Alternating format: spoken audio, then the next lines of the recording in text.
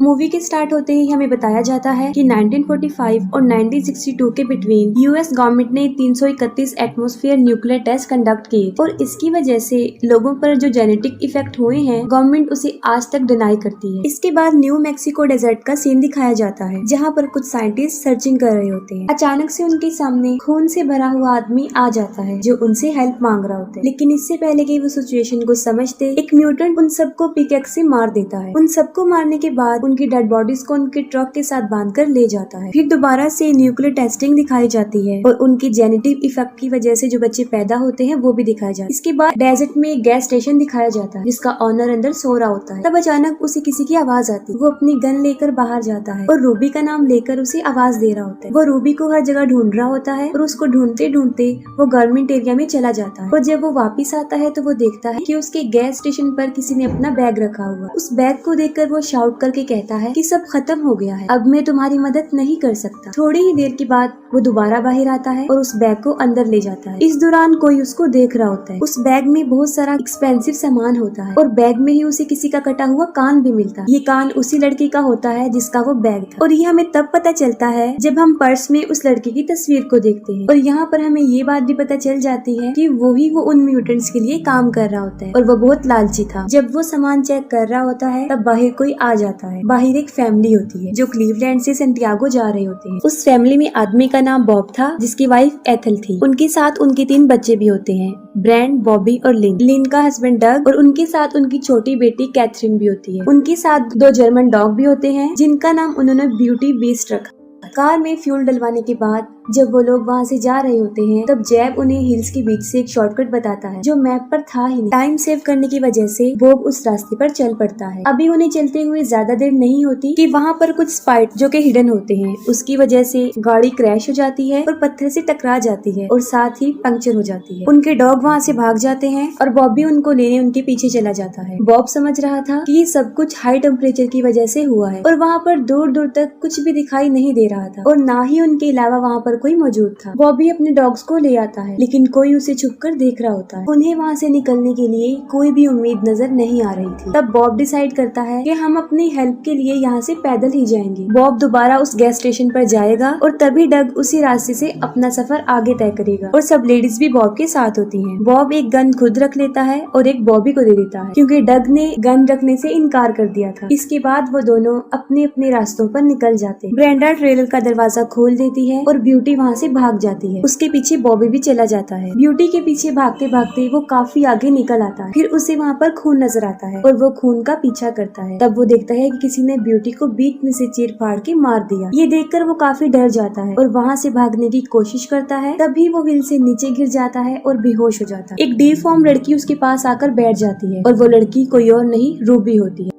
बाकी म्यूटेंट जैसी बिल्कुल नहीं थी। वो बॉबी को अपने भाई गोगल से बचाना चाहती थी जो कि ऊपर बैठकर ब्यूटी का पाँव खा रहा होता है। दूसरी तरफ डग चलते हुए एक बहुत बड़े हॉल तक पहुंच जाता है। इसमें बहुत सारी गाड़ियां खड़ी होती हैं। वो उन गाड़ियों के पास जाकर देखता है तब सारी गाड़ियां खराब होती हैं और कोई भी चलने के काबिल नहीं होती और बॉब को गैस स्टेशन तक पहुँचते पहुँचते रात हो जाती है। वहाँ पर वो जैब को ढूंढता हुआ अंदर चला जाता है। तब उसे वही बैग नजर आता है जिसमें कटा हुआ कान था। वहाँ पर उसे और भी बहुत ज्यादा सामान नजर आता है और वहीं पर न्यूज़पेपर हेडलाइंस भी लगी होती हैं जिससे वो समझ जाता है कि यहाँ पर क्या हो रहा है। वो बाहर खड़ी हुई एक गाड़ी में बैठकर वहाँ से जा रहा होता है। तभी उसे जैब की आवाज आती है। वो गाड़ी से उतरकर उसे देखने जाता है। जैसे ही बॉब उसके पास जाता है जैब अपनी गन से अपना सर उड़ा लेता है। ये देखकर वो काफी डर जाता है और वहाँ से भागने का फैसला करता है। वो गाड़ी में बैठकर वहाँ से भाग रहा होता है लेकिन उसी गाड़ी में एक म्यूटेंट छुपा होता है। वो बॉब को बहुत ज्यादा मारता है और उसे बेहोश कर देता है और वहाँ से उसे ले जाता है। बॉबी भी अभी तक वापस नहीं आया होता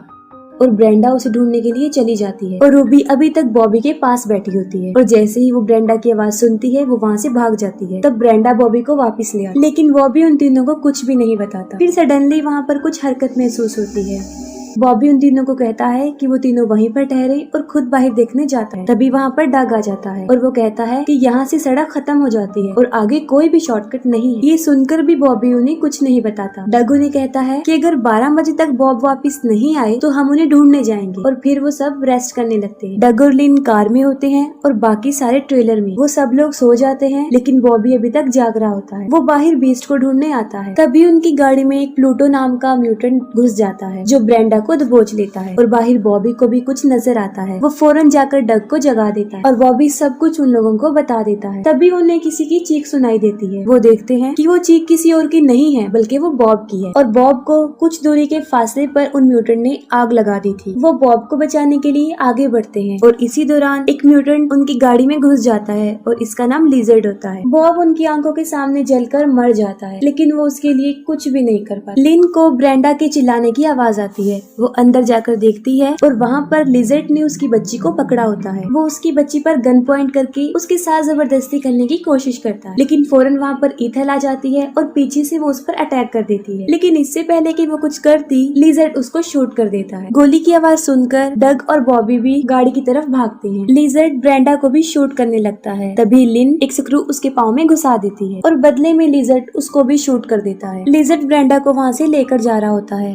और तभी वहाँ पर डग और बॉबी पहुँच जाते हैं। डग जब ट्रेलर में आता है तब वो देखता है कि लिन मर चुकी है। ये देखकर वो काफी शॉक्ड हो जाता है और तभी उसे अपनी बेटी का ख्याल भी आता है। तभी वो इधर उधर देखता है, तब उसे पता चलता है कि कैथरीन वहाँ पर नहीं है। वो म्यूटेंट उसे ले गए हैं। गोगल काफी देर से उन लोगों के ऊपर नजर रखे हुए था और तभी एक डॉग उस पर हमला कर देता है। ईथल अभी तक जिंदा थी, लेकिन देखते ही देखते उनकी आंखों के सामने वो भी मर जाती है और बॉबी उन सबको मारने के लिए बाहर जाता है और डग उसे काफी रोकने की कोशिश करता है और इसी दौरान उन्हें किसी म्यूटेंट की बाहर से आवाज आती है। तभी वो बाहर जाकर देखते हैं तो बीस्ट गोगल के हाथ में एक वॉकी टॉकी लेकर आया होता है। जैसे ही सुबह होती है, डग बीस्ट के साथ अपनी बेटी को ढूंढने जाता है। बीस्ट उसे एक माइन में ले जाता है और उसी माइन में इन सब म्यूटेंट्स की कब्रें थी, यानी वो ही इन म्यूटेंट्स का कब्रिस्तान था। बीस्ट उसे माइन से बाहर लेकर आता है और वो देखता है कि कहीं दूर विलेज में न्यूक्लियर टेस्टिंग हो रही है। दूसरी तरफ बॉबी और ब्रेंडा भी इन म्यूटेंट्स को मारने के लिए उनके लिए कुछ ट्रैप बिछा रहे थे। डग उस विलेज में चला जाता है और वहाँ पर उसे उसकी बेटी कैथरीन मिल जाती है। वो अपनी बेटी को लेने उस घर में जाता है, तभी उसके सामने एक म्यूटेंट आ जाता है और उसे देखकर डग छुप जाता है। उस म्यूटेंट का नाम सिस्ट होता है और जैसे ही सिस्ट वहाँ से जाता है, वो उस घर में घुस जाता है। अंदर जाकर वो बिग मामा को देखता है जो कि टीवी देख रही होती है। वो किसी तरह बिग मामा से बचकर कैथरीन के पास जाता है और उसे वहाँ से लेकर भागता है, लेकिन बिग मामा उसे काफी मारती है और बेहोश कर देती है। और जब उसे होश आती है तो वो देखता है कि उसके साथ और भी बहुत ज्यादा ह्यूमन बॉडी पार्ट्स पड़े हुए हैं। वो एक फ्रीजर में होता है और किसी तरह वो वहाँ से निकल जाता है और बड़ी चालाकी से आगे बढ़ता है। तब उसे बिग ब्रेन नाम का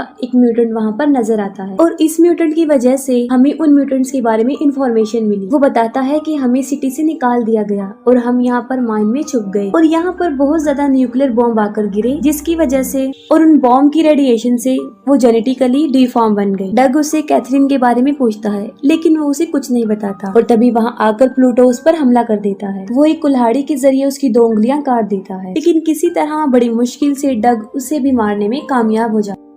वो देखता है कि सिस्ट भी वहाँ पर गन लेकर आ रहा है, जिसे डग छुपकर देख रहा होता है। उस पर हमला करता है और उसे भी मार देता है। बिग ब्रेन रेडियो पर लिजर्ड को ये ऑर्डर देता है कि वो उसकी बच्ची को मार दे और इसी दौरान बीस्ट उसे मार देता है। डग कैथरीन को ढूंढने हर घर में जाता है, लेकिन उसे कैथरीन तो नहीं मिलती, लेकिन वहाँ पर उसे बहुत सारे डिफॉर्म बच्चे नजर आते हैं। लिजर्ड जब कैथरीन को मारने लगता है तब वो देखता है कि वहाँ पर पिगलेट है, कैथरीन नहीं, कि कैथरीन को बॉबी वहाँ से लेकर भाग गई थी। दूसरी तरफ बॉबी की मदर की डेड बॉडी वहाँ से गायब थी। वो उसे ढूंढ रहे होते हैं, तब वो देखते हैं कि जुपिटर उसको खा रहा है। जुपिटर उन सब म्यूटेंट का बाप था। जैसे ही वो उन्हें देखता है, वो उनके पीछे पड़ जाता है और वो भी उसे फंसाने की कोशिश करते हैं और किसी तरह वो उसे अपने ट्रैप में फंसा लेते हैं और जैसे ही वो ट्रेलर का दरवाजा खोलता है, वो अपने आप ब्लास्ट हो जाता है। रूबी कैथरीन को लेकर डग के पास पहुंच जाती है और तभी वहाँ पर लिजर्ड भी आ जाता है और डग उसे शूट कर देता है। रूबी डग को उसकी बेटी दे देती है और इसी दौरान लिजर्ड भी खड़ा हो जाता है और उन्हें गोली मारने की कोशिश करता है। तभी रूबी उसे पहाड़ से गिराती है और उसके साथ खुद भी मर जाती है। बॉबी देखता है कि जुपिटर अभी भी जिंदा है।